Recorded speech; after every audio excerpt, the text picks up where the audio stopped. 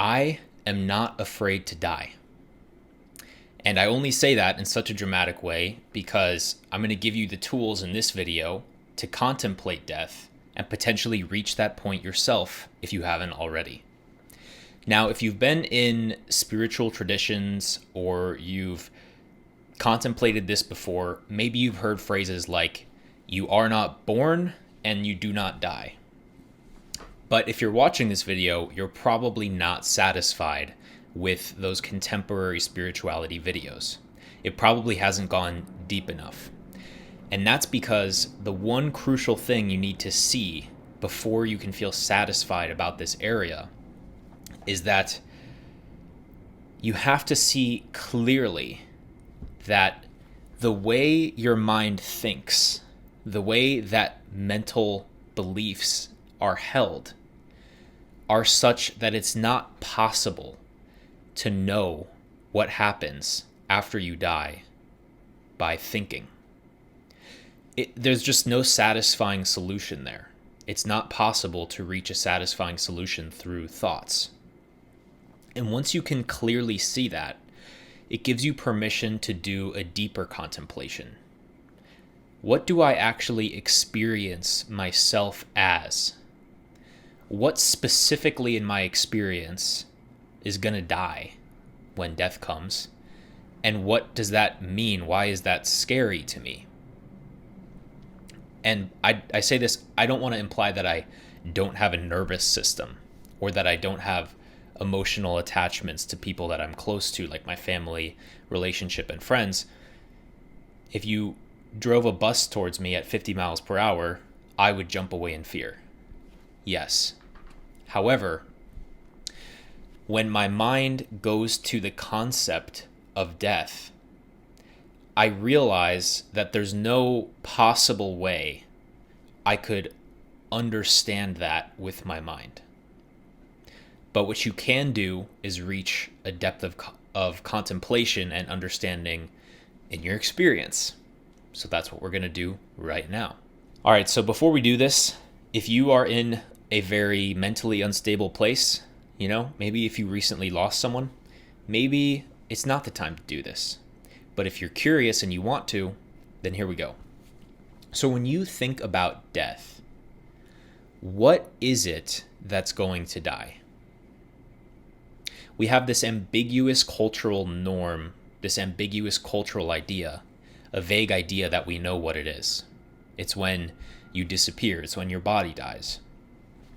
But let's say I take a dead mouse and I take a cup, just like a plastic cup, and I drop them both into some sort of destructive thing, into lava, right?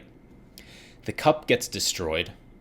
The body of the mouse gets destroyed, but you wouldn't say that either of them died.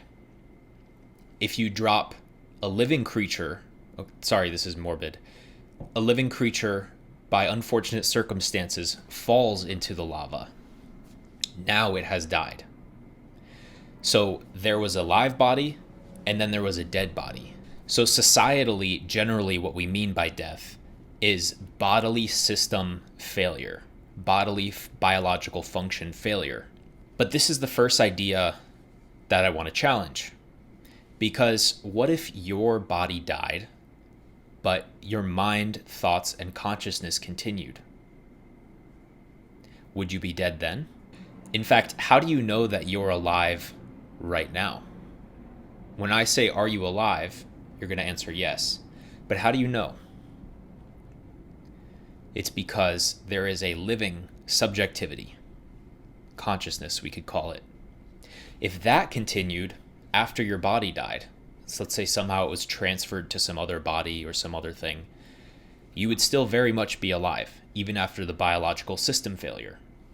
So instead of death being the death of the body, it's the death of your consciousness.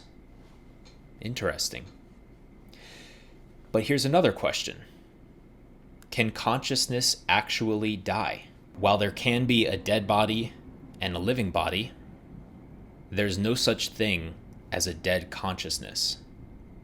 If consciousness is present, there is life. You are alive. You, consciousness, are alive.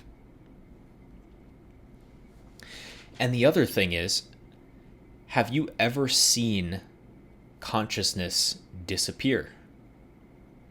Most people's typical example of this is sleeping. We think when we fall asleep, and let's say there's no dreams, it's deep sleep. You fall asleep here and you wake up here. In the period in the middle, there are no memories, there's no psychological thoughts about yourself in this period in the middle. There's no dreams, there's no local consciousness, there's no phenomenal experience happening. But our mind fills that period of time with nothing, empty, no subjectivity.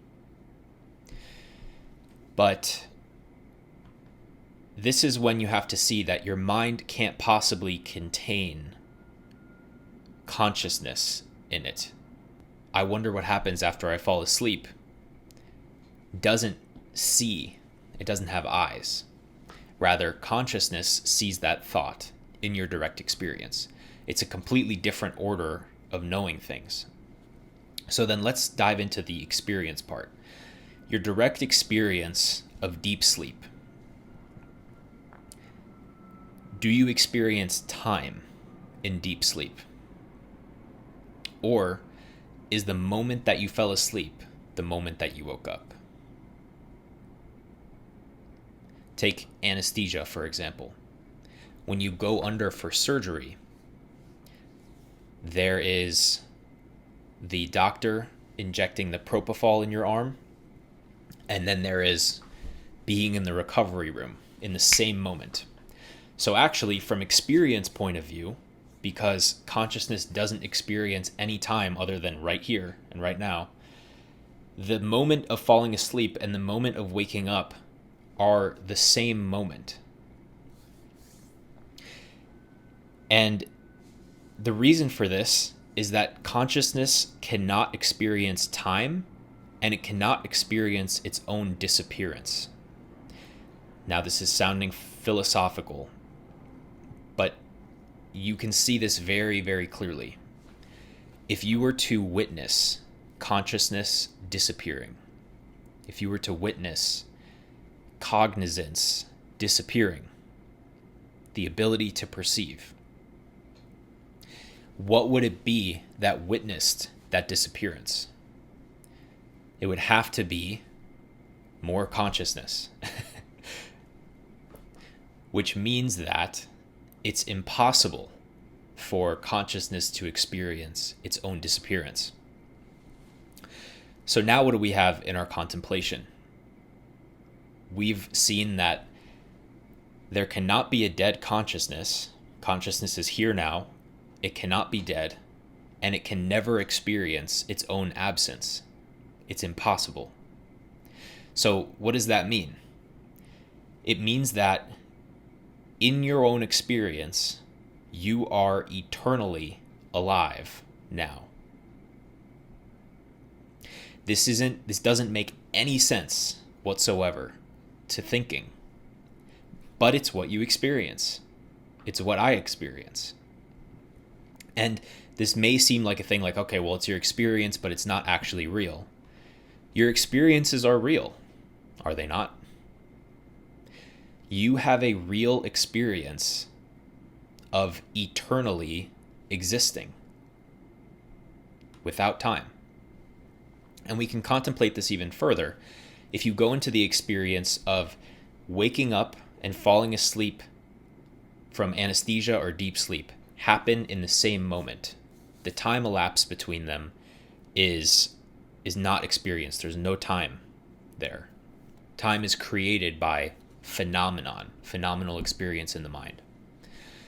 What I'd like you to do is remember back to when you were born, or when your experience first started happening.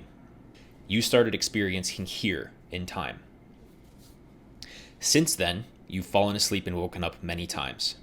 And each one of those times, that duration was zero from your own experience. But what about before you were alive? let's say this is when your first consciousness happened, when you were first became aware. How long was that duration between this and infinite time beforehand? Infinite, eternal non-existence. You can't even comprehend it. Like, you can comprehend that going under for surgery and coming to after the anesthesia wears off are two moments that you don't experience in time, because your mind can remember one moment going to bed and one moment waking up. But when it comes to birth and death, the psychological process in your mind reaches its dead-end limit. So your birth is preceded by eternally unlimited time. But in your experience, it was this. It was as long as a nap. It took zero time whatsoever. So you are a non-killable consciousness that has a real experience of eternity. So this, and by the way, everybody is this. Every animal is that. That already, if you can take that seriously and see it clearly, should put a huge dent in your fear of death, or at least in your idea of what you thought it was. If you are invested in spirituality and investigating who and what you are, and you're struggling with the disorientation associated with it, just fill out that quiz in the description. I may be able to help you, give you some custom contemplations, and I'll definitely give you some feedback on what I think you might need at this point in your journey, wherever you're at. Feel free to reach out, drop a comment if you want to say something, and I will see you in the next video. Goodbye.